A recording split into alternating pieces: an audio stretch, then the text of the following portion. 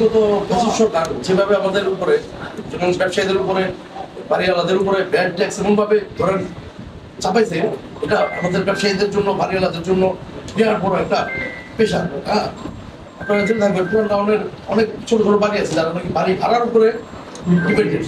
হ্যাঁ, এটা দিয়ে আমাদের চলতে হয়। এবং কিন্তু এই ব্যাড ট্যাক্স বাড়ানোর কারণে অনেকেই কিন্তু খুব অসুবিধার মধ্যে পড়ছে। হ্যাঁ, কারণ অনেকেই আছে ছোট ছোট বাড়ি যে ভাড়ার উপরে ডিপেন্ডেন্ট। আর ব্যাড ট্যাক্স এমনভাবে মনে করেন ব্যবসায়ীদের উপরে, ব্যবসায়ীদের তো ব্যবসায়ী ভালো না, ব্যাড তো পরের কথা। এখন একটা মুখ্যম সময়, যে সরকার আছে এই সরকারের কাছে আমরা যদি এই লক্ষ্য বলেন, ইলেকট্রিক, তারপরে এগ্রিকালচার, স্যানিটারি, মেশিনারি সবাই একত্রে যদি আমরা ব্যাড ট্যাক্স নিয়ে কাজ করি, প্রতিটা সমিতি, এটা আমাদের জন্য খুব সহজ হয়। আর নির্বাচন আসবে, নির্বাচন কিন্তু চলে যাবে। আপনারা ওই যে আমাদের মধ্যে বললো প্রতিযোগিতা থাকবে, প্রতিহিংসা না। নির্বাচন চলে যাবে, তারপর নির্বাচনের কোনো বাচ্চা হবে না বা সমস্যা হবে না ইনশাল্লাহ। এই অগ্রণী সংসদ, আমাদের এই অগ্রণী সংসদ খুব পুরনো একটা ঐতিহ্য, আমাদের অগ্রণী এই সংসদ। আমি চাইবো যে আগামীতে যাতে খুব শীঘ্রই যাতে এটা ডেভেলপ হয়, এটা পরিধি যাতে বাড়ে। আপনারা অতিথি হয়ে আসতে পারি, বুঝতে পারি। আসসালামু আলাইকুম। আমাদের প্রাণপ্রিয় সাবেক সফল কাউন্সিলর মামুন ভাই, সভাপতি দোকান মালিক সমিতি। আমি বেশি কিছু বলবো না। আমাদের বাংলাদেশ পাইপ লিগল মার্চেন্ট অ্যাসোসিয়েশনের সভাপতি পরিষদকে সবাই সমর্থন করবেন।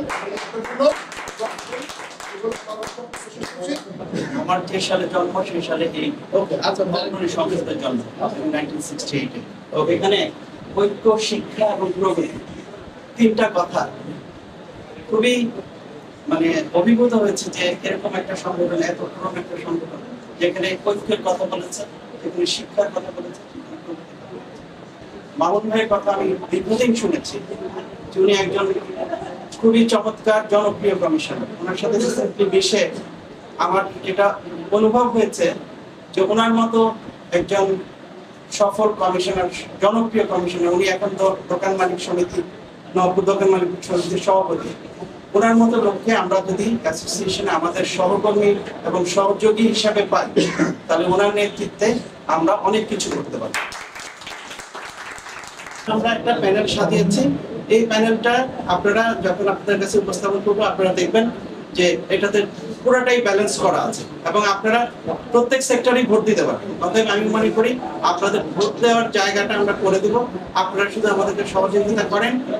আমরা যদি এখানে জয়ী হয়ে আসতে পারি, তাহলে আমি কথা দিচ্ছি এই নবপুর, পুরনো ঢাকার যেসব অ্যাসোসিয়েশন আছে, মামুন ভাইয়ের নেতৃত্বে একটা কনফেডারেশন করে আমাদের এখানকার যে দাবি দেওয়া সেগুলা ওনার মাধ্যমে আমরা এই এলাকার কৃতি সন্তান এবং সাবেক সফল কাউন্সিলর, এবং ইতিমধ্যে আপনারা জানেন উনি নবপুর মালিক সমিতি খুবই একটি প্রাচীন সংগঠন, ব্যবসায়িক সংগঠন। নবপুর দোকান মালিক সমিতির নবনির্বাচিত সভাপতিও হয়েছেন উনি। এই আসলে আমাদের যে বিজনেসটা, এই বিজনেসটা হলো এখানে কিন্তু প্রথম শুরু নবপুর দোকান মালিক সমিতি থেকে। এই যে বয়লারের যে বিজনেসটা দেখেন, সেখান থেকে কিন্তু এর জন্ম। আমাদের কিন্তু প্রথম ছিল যে পাইপ অ্যান্ড টিউবওয়েল, আমরা শুধু এই সেক্টরটাই রিপ্রেজেন্ট করতাম, কিন্তু এটা কিন্তু আদি মানে এটা হয়ে আসছে, জন্মে আসছে আপনার ইসে থেকে, এই যে নবপুর দোকান মালিক সমিতি যেটা বলি আমরা, শিউলি মার্কেট, নবপুর এই এলাকাটা থেকে। তো এটাতে উনি এরা সভাপতি হয়েছেন, নবনির্বাচিত। তো যেটা বললেন যে ব্যাটের আর ইসের যে বিষয়টা বললেন আমাদের সানু ভাই, আমরা আপনাদেরকে আশ্বস্ত করতে চাই, যদি আপনাদের সহযোগিতায় আল্লাহর রহমতে আমরা এবার প্যানেল তৈরি করতে পারি, আমরা যে সালিশির যে বিষয়টা আমরা ফ্রি করে দেবো ইনশাআল্লাহ। আমরা এটা কোনো নিব না, ফি নিব না। কেন ফি নিব?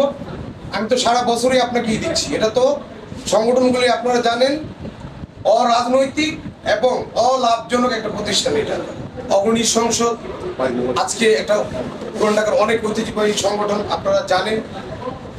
এই সংগঠন আমাদেরকে আজকে ক্রেস্ট প্রদান এবং মতবিনিময়ের সময় একটা আয়োজন করেছে। সামনে আমাদের বাংলাদেশ মার্চেন্ট অ্যাসোসিয়েশনের একটা নির্বাচন মুখী আমরা সবাই।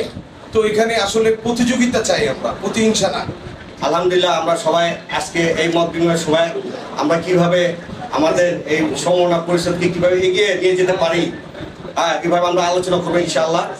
আর আজকে যেহেতু আমরা ব্যবসায়ী ভোটার, আমরা সমন্বয় পরিষদ যদি আমাদের ভোট দিয়ে তারা নির্বাচিত হয়ে আসে, তাহলে আমাদের যে এই ব্যাট আমাদের নিয়ন্ত্রণে রাখবেন। যারা আমাদের ছোটখাটো ব্যবসায়ী আছে, কারখানাদার আছে, তাদের সামর্থ্য হিসাবে আপনারা নিয়ন্ত্রণে রাখবেন, যেন তারা অল্পের মধ্যে তারা ব্যাটের নিয়ন্ত্রণে থাকতে পারে, তারা সামনে ভোট দিতে পারে, সারা জীবন যেন ভোট দিয়ে আপনাদেরকে নির্বাচিত করে ক্ষমতায় আনতে পারে, এই দিকে আপনারা খেয়াল রাখবেন।